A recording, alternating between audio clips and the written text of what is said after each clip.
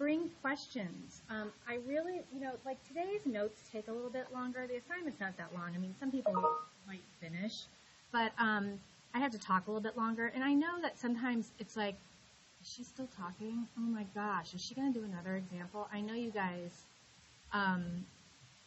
feel that way sometimes, even though you're very polite about it. But if I go too fast, you zone out, there's a step you didn't catch, but you don't want to raise your hand. I know that happens, okay? Have some method that works for you, whether it's in your notes or you have like a little sticky note off to the side. Ask her about example, I don't know, whatever, on page whatever. Like, because when we have those work days, I want you guys to use those really to, like, get any questions answered that you're not understanding. And I feel like I bother you so much on those days. I'm like, does anybody need help? You need help? Can I help you? But really, use me. I want to help you, okay? So be ready the next few days to get caught up, ask for help, get your progress monitoring done, all that stuff. Okay, so weird place that we're starting here. We're actually in the, like, homework pages from yesterday. I didn't assign any of these. It would have made that assignment really, really big, so I kind of revamped today's. So we're starting in kind of a weird place, but it's okay. These are probably the hardest of the problems that we have to do today, and then we'll get to some easy stuff. But not hard, but just lots of things you have to remember. And a really, really, really, really important concept for you guys. And there's a homework check tomorrow. I just want to remind you. Really, really important concept is transformations of functions. We've talked about it a bunch of times in this class. And today we're going to revisit the translations, which is your left, right, up, or down. And here I'm using a parent function of x to the second power, right? So a parabola. And then I'm showing you guys how if the number's in the parentheses, it's your left or right opposite. The number to far to the right, that k is up or down, not opposite. I mean, I think all of you know this. And it doesn't matter what the parent function is. We can apply this to absolute value functions, to lines, to cubics, to cube roots, to radicals, to everything, okay? It's over and over and over again we use these same ones. But knowing this can even help you on problems that have nothing to do with graphing, really, okay? And that's what I'm going to kind of talk about today. So this right here, so we're supposed to restrict the domain. I'll come back to that. Restrict the domain of the function f so the function is 1 to 1 and has an inverse function. Then find the inverse function, state the domain and range of both. Okay, lots going on there. So just looking at this, what I'm hoping you guys see in your brain is, oh, that's a quadratic. I know, and you don't need to write this, it looks like this. Somewhere on the coordinate plane, it's going to be that shape, right? We should know that. And then I'm hoping you can take it a step further and say, okay, that's the parent function moved right 3, okay?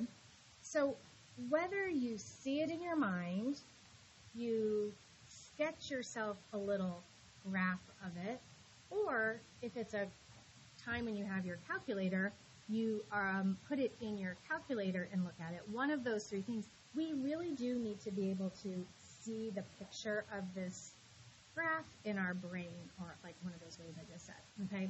So somehow I want you guys to be able to know where this graph is happening.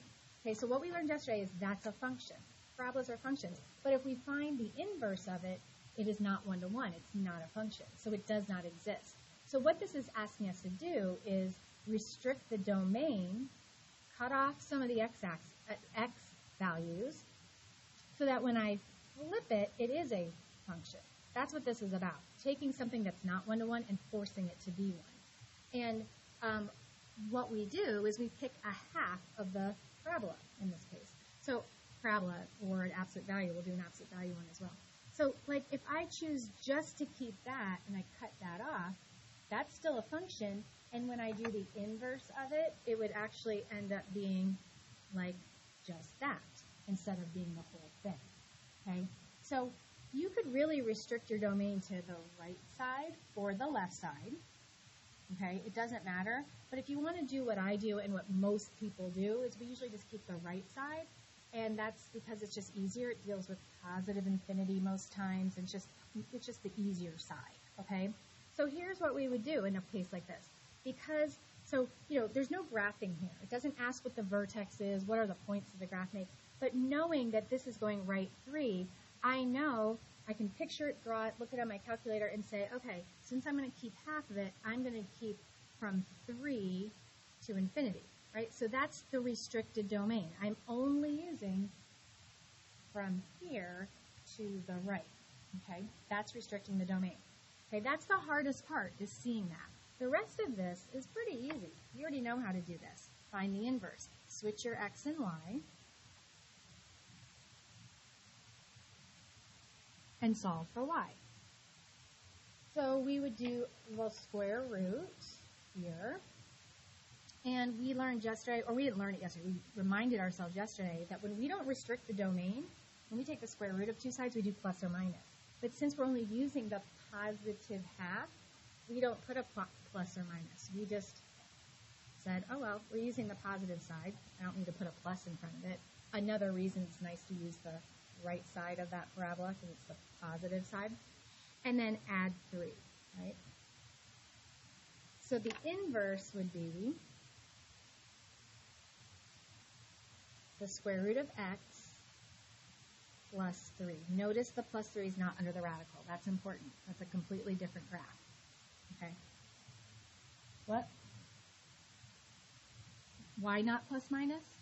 Because we're not keeping both halves. So and that's a good question, and I wonder if other people just don't ask, but they don't know. So this graph is both halves, right? So technically, if we do the square root, we would end up with, was it minus 3? Plus 3? What is it? Plus 3. So if we had the plus or minus high, it would be 1, 2, it would end up being, oops, actually it would be up here. 1, 2, it would be like this. Something like this. Okay, so I didn't do my inverse right there. So this is where it would be. If we only do the positive version of it, it's just the top half, okay? So the plus or minus, that's what we did yesterday. We didn't restrict the domain of this. We found the inverse, we had a plus or minus in front of the radical, and we said, oh, inverse, what is that? Inverse does not exist because it doesn't pass the vertical line test. But we restricted the domain, so we don't have the plus or minus. It's just the top half of the sideways parabola. Okay? So there's my inverse, and I'm going to find the domain and range of all of this. So here's a new notation for you. Domain of the function, range of the function. Domain of the inverse, range of the inverse. Since we have so many D's and R's going on, that's just a way of noting which goes with which. Now, the domain, you already decided on the domain. This is it. It's from 3 to infinity. That's the domain of that graph. Again, see it in your head. You sketched it. You looked at it on your graphing calculator. That should make sense. Think about your range. Your range would be from 0 to infinity, right?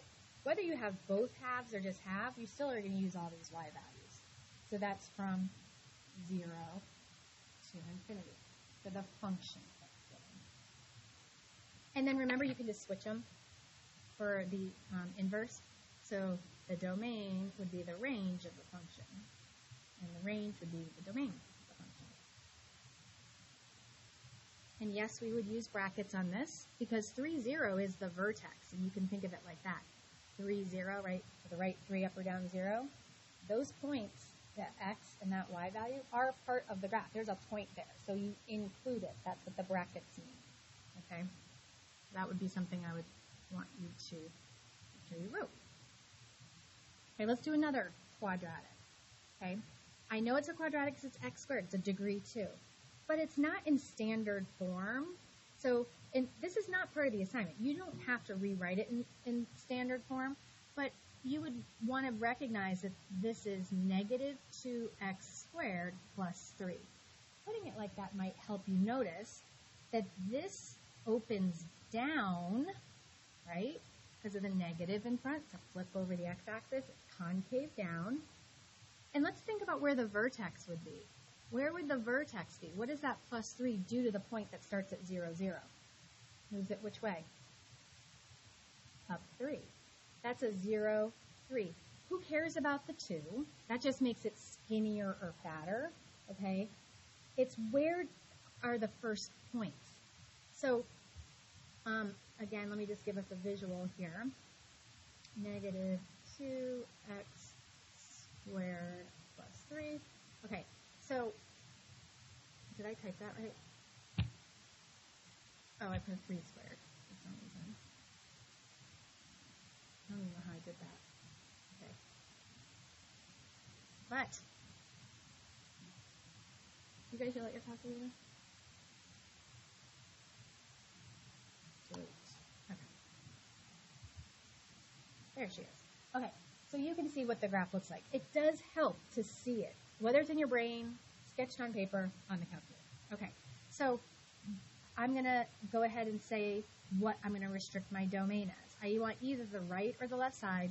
We usually go with the right side. So that would be from what x value? What is our first x value that we're going to use? It comes right from your vertex, right? The first x value we use is 0. And it still goes to the right. Don't let the fact that it opens down affect this. Look at your graph. Think about what's actually happening. Yes, you're right. The graph is going down, but as it goes down, it's still going towards positive infinity. The x values are getting bigger as the y values are getting smaller. So we're using from 0 to positive infinity. There's my restriction on my domain. That's the hardest part right there. Okay? Let's find the inverse.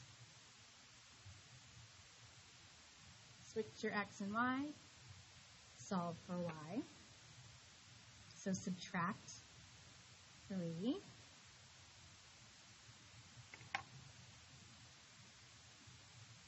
Divide by negative 2. And I might have talked about this yesterday, I'm not sure. But there's nothing wrong with a negative in the denominator to most math people. But there are books, there's things in math, I've told you guys this before, that people disagree on, okay?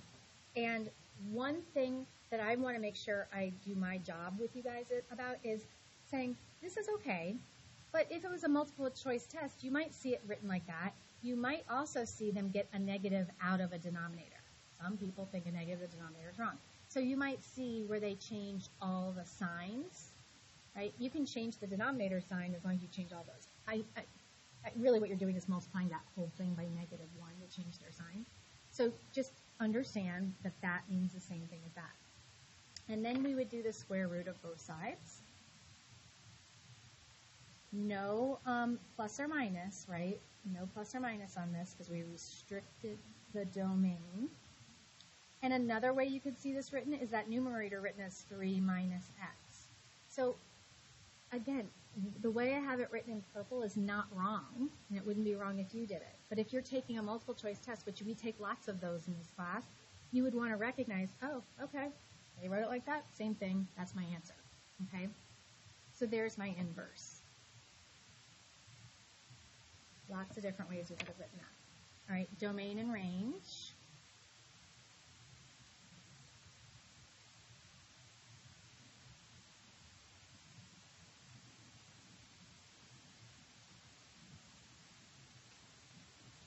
And when you restricted your domain, the hardest part of the problem, you already told me what your domain is.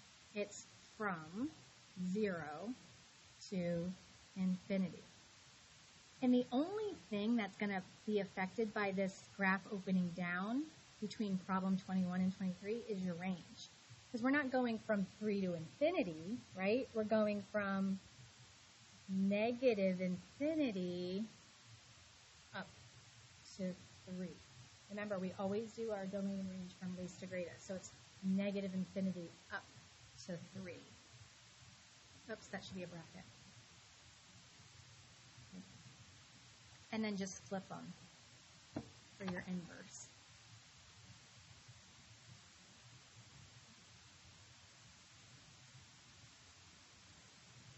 What am I doing?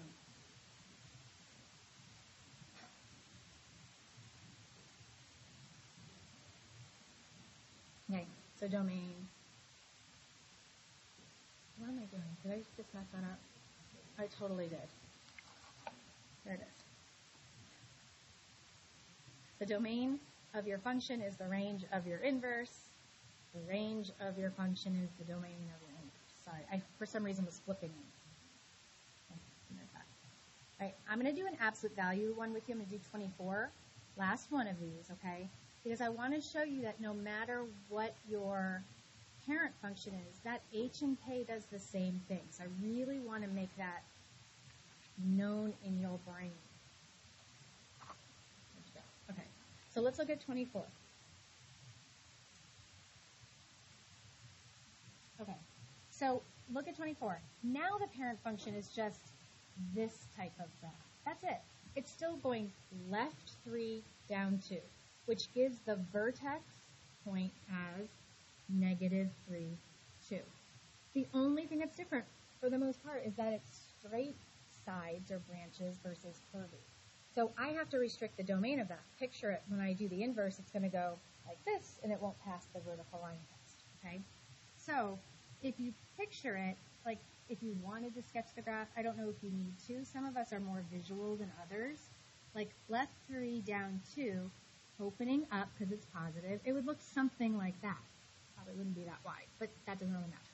This is where I'm going to cut it in half and just use this half, okay? That helps me know how to restrict my domain. My domain would be from -3 to the right forever. Yeah. -2, yeah. -2.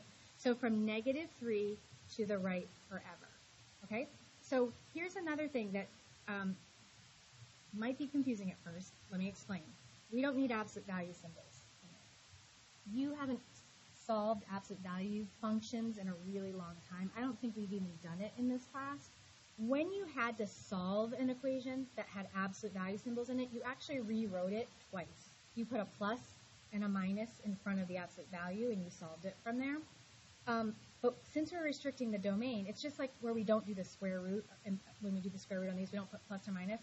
We're only using the positive version of this, so that's just x plus 3, or flipped, y plus 3. Think about y. When you simplify this, you will get a line. It's just going to be, I'm subtracting 1, x minus 1. Because half of an absolute value symbol is just a line.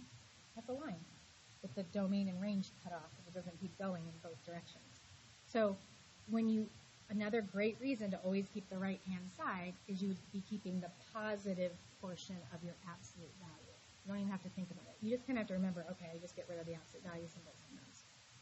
Right. So there's my inverse, and then I can find domain. See if I can do it right this time. Range.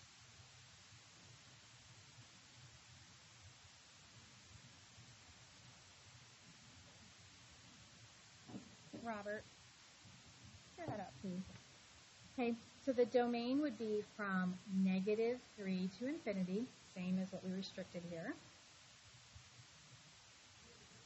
The range would be from -2 to infinity, and then we flip-flop them. So the domain would be the range, and the range would be the domain. Okay. Really, really important concept, right? Now, there is something called a CED that all AP teachers have as their Bible. It's the CED, Course and Exam Description. This is what I am going through constantly. It breaks down every section that we do. The reason I'm telling you this is because I want you guys to know when I cover an example or I give you a new vocab word I'm about to give you, there's a reason for it. I've told you before I'm not about busy work. So if I cover it, it's because I've looked in our Bible and it says that is going to be on their AP exam. So that's why I'm not explaining, I'm not doing, let's solve one of these so you understand it. You don't have to know how to solve it. If somebody really wants to know, of course, I will help you with it, but I'm not going to take time in class. So it's not on the exam. So one of the things that I noticed that are not in the notes that is a word that we need to know is we talked yesterday about one-to-one. So remember what one-to-one means.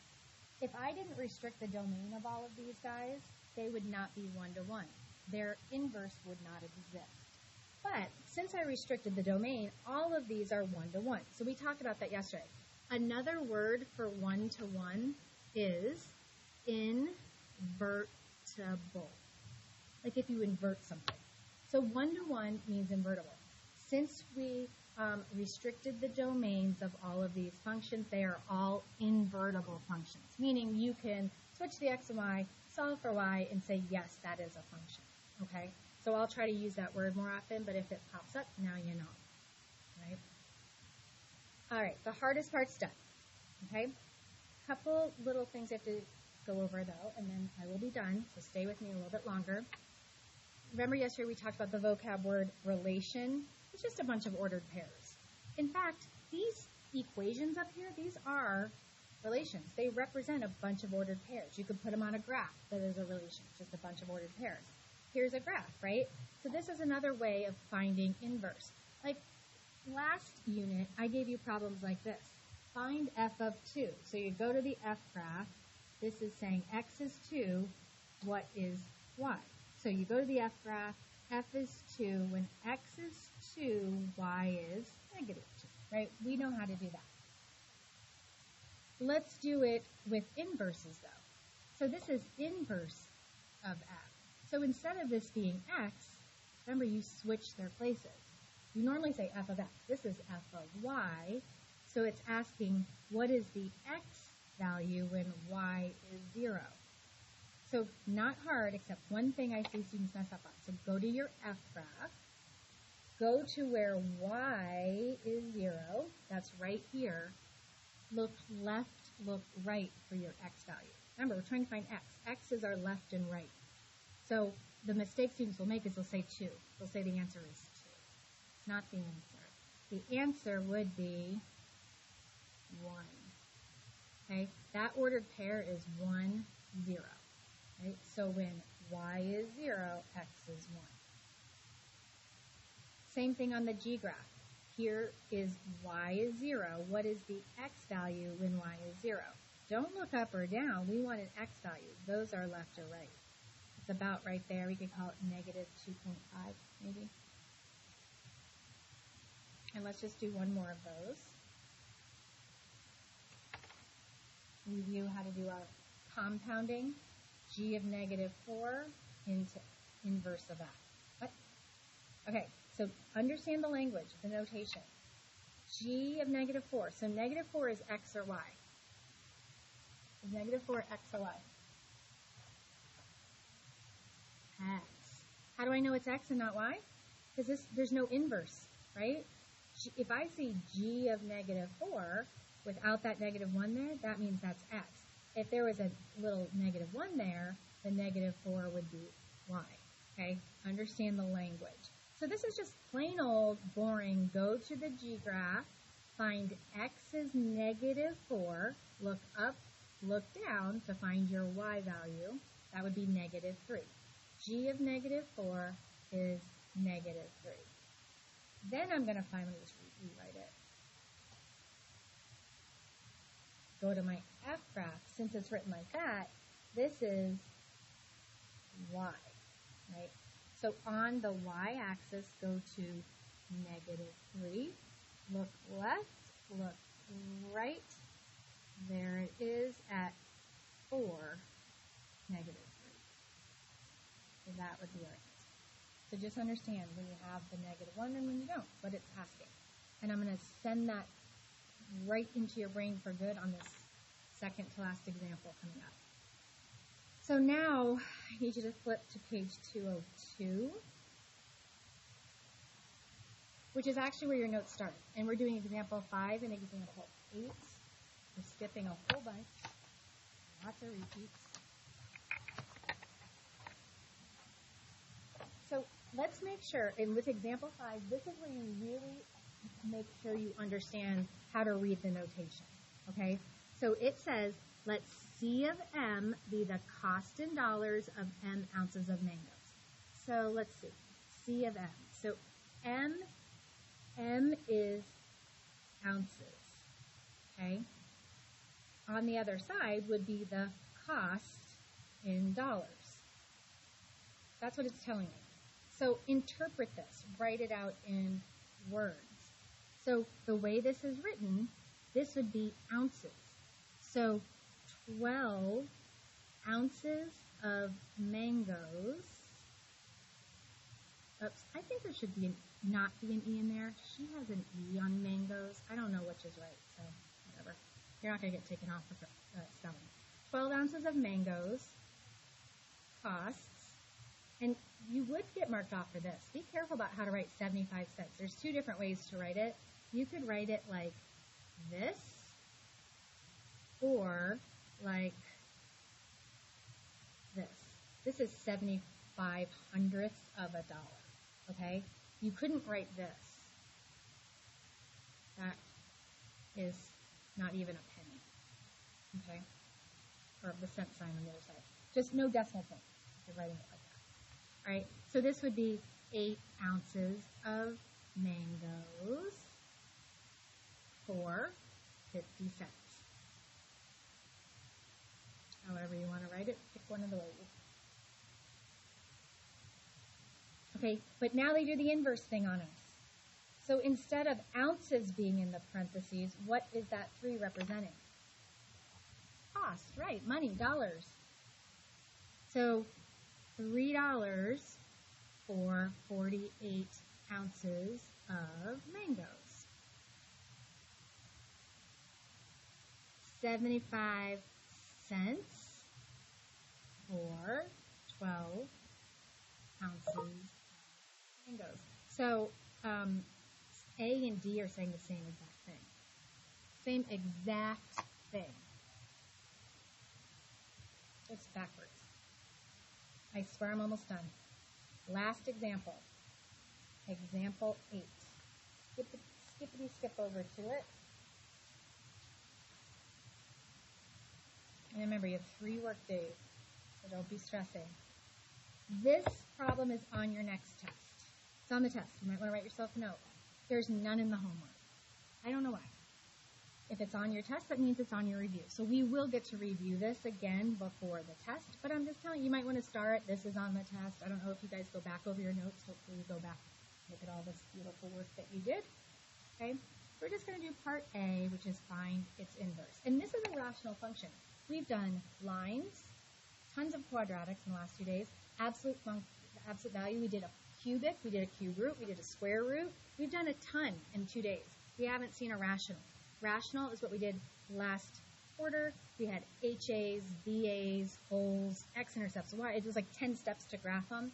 At least it's not very hard to rearrange it. So it's telling us that it's 1-to-1. That means it's invertible. That means if we rewrite it as its inverse, it is a function. Okay, let's go on with that. So let's switch our x and y. What makes this have a little bit of more work to do is that there's 2 y's. Because remember, we switch x and y, solve for y. So first thing we see, besides the fact that there's two y's, is it's a fraction. Not really. I mean, it is a fraction, but mathematically, we can also think of this as division. Like, we want to get rid of the fraction, so let's multiply both sides by that denominator. Because that's going to just cancel those. Fraction gone.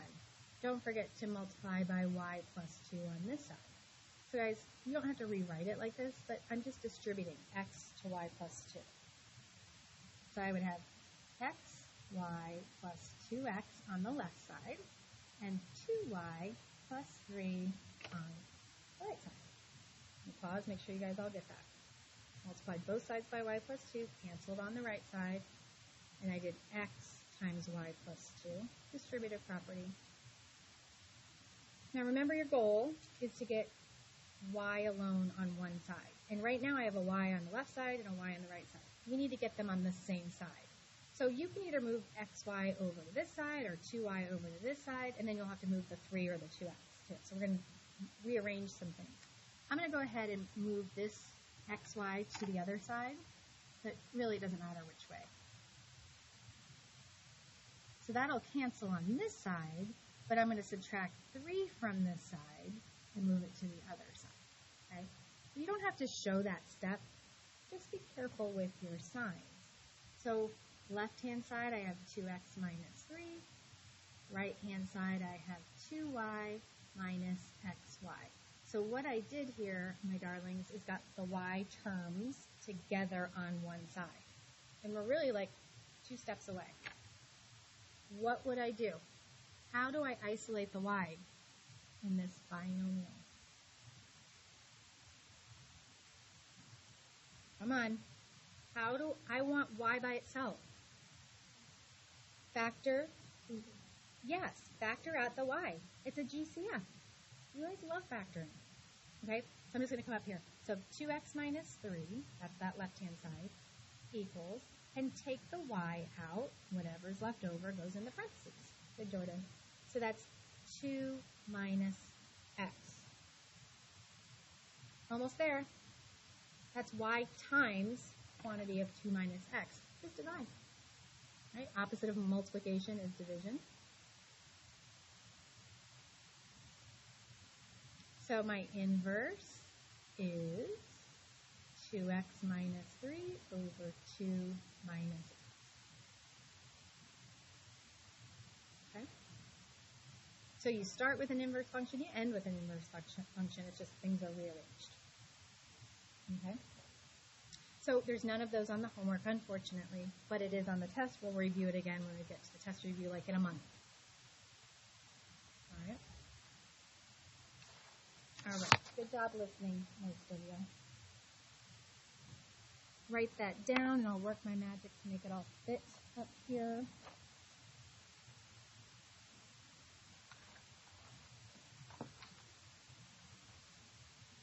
Yeah.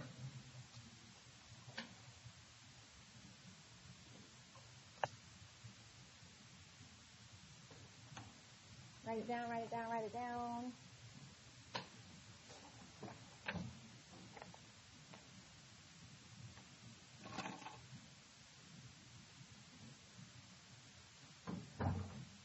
Everybody have it written down? Okay. All right. My number 9 is different than yours, so just ignore what I have here crossed out, and I have no idea why yours is different than mine.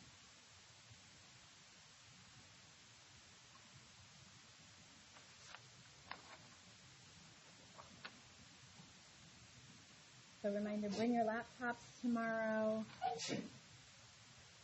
Any questions on any work, anything you want me to go over one-on-one with you?